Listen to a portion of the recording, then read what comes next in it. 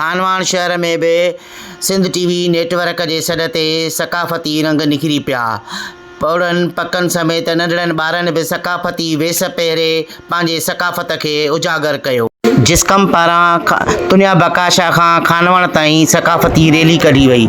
रैलीअ में मौजूद माण्हुनि सिंध टीवी न्यूज़ सां ॻाल्हाईंदे चयो त ईअं न सम्झो त को सिर्फ़ सिंधी ॻाल्हाइण वारनि जो ॾींहुं आहे, पर हे उन जो ॾींहुं आहे जेके सिंध सां मुहबत कंदा, सिंध सां प्यार कंदा, हे उन जो ॾींहुं आहे। ऐं सिंध टीवी वारनि जी शुक्रगुज़ार आहियूं, सिंध टीवी वारनि जा जिन सिंध सां मुहबत करण जो सबूत ॾिनो आहे, जिन इहो ऐलान कयो त सिंधु दरिया जेको आहे उहो असांजी मैशियत आहे। खानवान में पुरजोश दोस्त जेके आहिनि सकाफ़ती ॾींहुं मल्हाइनि पिया ऐं जेको आहे सो असांजे दरिया ते ॾाढो लॻो आहे। जेके सिंधु ते 6 केनाल कढिया था वञनि उहो ईअं थींदो जो असांजा जेके बदीन खां अॻिते सजावल ठटो जेके बि ज़मीन आहे उहा बरबान थी वेंदी।